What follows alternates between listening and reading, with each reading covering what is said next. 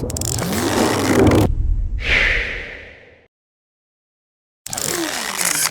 this is Mike Sandoval here with MUSE, and we are here at Nuke the Fridge headquarters with our friend Lewis Love.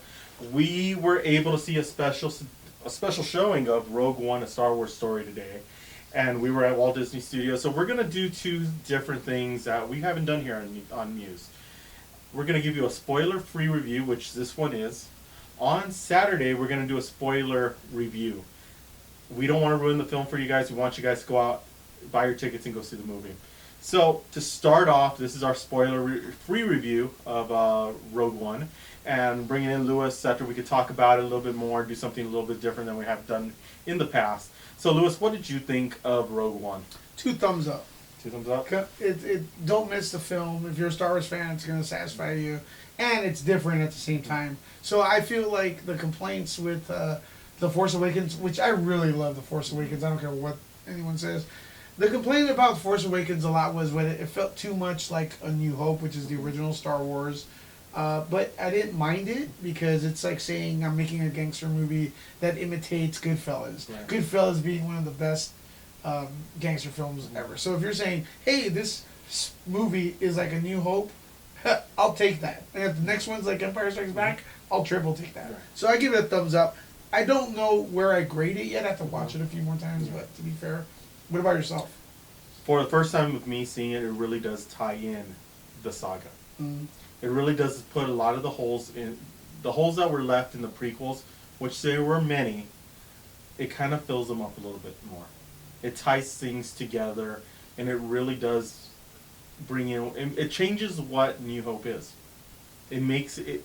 I got home, I saw New Hope, and it changes the film a little bit. Mm-hmm. It changes the way it looks. It changes the way it feels because you now know what that backstory is. Yes. And I don't know what you thought about it, but I'm trying. It's so hard to do a non-spoiler review of this film because so much went on. And let's just start from the beginning. The way the film starts.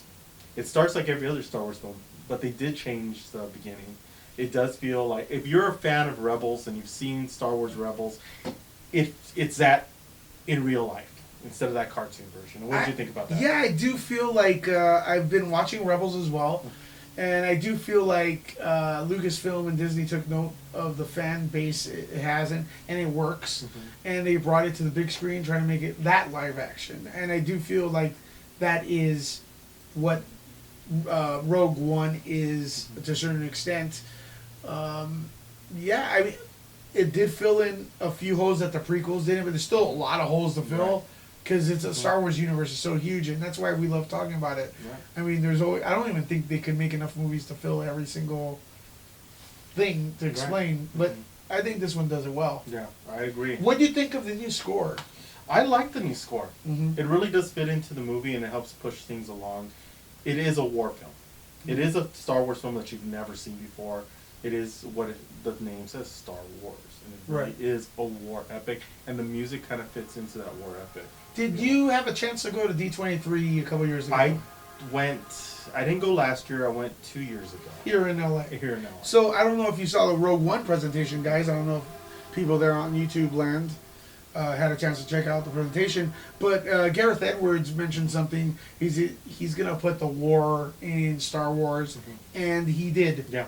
He put the war in Star Wars. As a matter of fact, my friend that I, manager of Frankenson, big collectible, he came out sad out of the movie. Wow. He goes, "This is so sad," and he's a big Star Wars fan. And they go, "Dude, don't worry, just put it on A New Hope on Blu-ray." He was so into the film, he didn't realize that. Dude, you're right. That's what you do. And that's all I could say because it's a non-spoiler. Yeah. But that's not really a spoiler. So especially I brought one of our interns from MUSE, who's in his early 20s, wasn't around when Star Wars came out like us, and he saw it as just a great film. It really did feel a standalone. Yeah, a really good standalone film, but it made sense for him what the other movies were about. Did he watch the originals? He did see the originals. Okay. So it kind of made sense to him a little bit more into what happens in New Hope. Yeah. So it kind of pushed it along, but the acting was great. Felicity Jones was an amazing character. Yeah. She brought in Jane Urso and really became that character. Diego Luna. I love Diego Luna. Diego Luna is I think amazing. I never film. didn't know much about Diego Luna until this film. Mhm. I think he should be in almost everything. Yeah, and to be the first Mexican in a Star Wars film, and to Arturo was the first Mexican in the Star Wars film. If you want to go there, Yeah. the Well, first everyone says lady- Chewbacca. Oh, yeah. Chewbacca. Everyone said Chewbacca. Chewie. That was a joke. Yeah. But Arturo too. Mhm, They were saying yeah. Arturo. R2D2, Arturo. Yeah. So I don't blame George Lucas for having such. Kind of gets blamed for having little diversity in the original Star Wars. But you got to remember, he didn't have a budget. Yeah. He didn't have a budget. He filmed overseas, Right. and the first thing he made a couple of dollars. He got Billy D. Williams in there. Mhm. Yeah. So exactly. And the times of what they were at that era was different than what it is now. And also, Return of the Jedi, the aliens speak different languages from different countries. Right. Actual languages from different countries. Mhm. So it's not a thing where like he tried to include everyone. In Right. there. So Exactly. I think Yeah. And the storyline. I mean, they're for Rogue One. yeah, storyline, especially with Donnie Yen's character. Hmm. That was his character was really good. Yeah, something was brought up at the press conference over there in San Diego, which we had we attended. Yeah. Is that the Force is based a lot on Asian philosophy with the martial arts, especially the how would I say the Zen. That is the Force Right. in a certain extent. So he's a natural, Yeah. It's an age when there's no Jedi's, so Donnie Yen's full potential. Right, We don't know if exactly. it's real. I can't tell you if it's realized or not. Maybe it is. You have to watch the spoiler review. Better yet, watch the movie. Yeah, No, exactly. it's like- Because you need to watch the movie. The movie is really good. It is. I mean, this is what I love about it. Yeah. It was a war film. Gareth Edwards came to the plate and served it up well. It was compared to his last film, Godzilla, Godzilla. and everything else that he's done. This really does. This is like a redemption piece for Gareth Edwards. Did you notice reshoots? I did not notice anything. No, I didn't notice them. I didn't notice The anything. way to notice reshoots is haircuts. Mm. So if the actor's hair, they can never get it the same. Mhm. If you watch Superman 2, the reshoots and the scenes they put in, because Superman 1 and 2 were filmed at the same time, but they ran out of the budget for 2. So they stopped production on 2, and then they went back to it. So you can tell, like, Terrence Stamp, his hair keeps changing. So I was looking for hair, I didn't see that. Yeah, I didn't see anything. It was very crisp throughout the whole film and the way the progression was. Who do you think stole the show?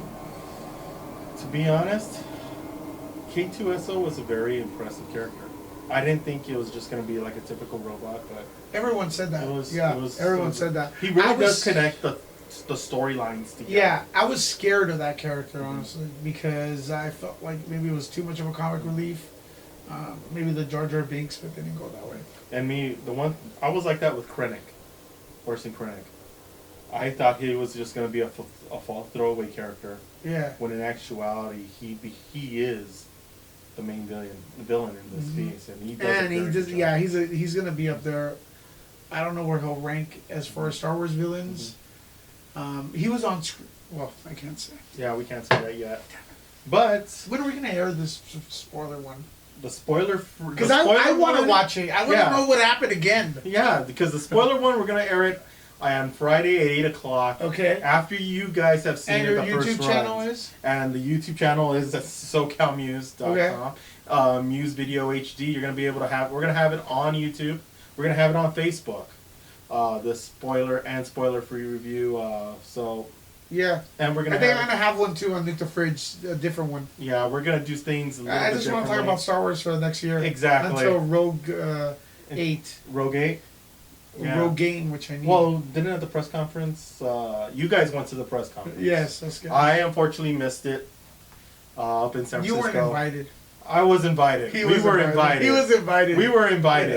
Unfortunately, that weekend I was sick. I had Lisa. You were step in for sick us. that weekend? I was actually You should sick have that weekend. pretended. I should have. You should've gone with the gone no flu, matter man. what. Exactly. But Yeah. oh well.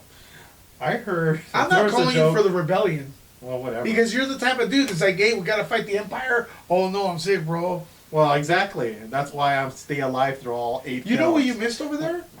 Which one? What did I miss?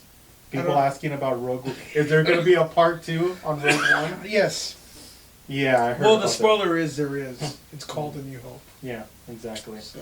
It's a reverse back in time, Back to the Future. Yeah, type yeah. thing. That's We're going crazy. back to 1977, Yeah. where I get to be 2 again. You were 2 So, back then? I was 2. Hey, So I was there you graduating from. Just kidding. go.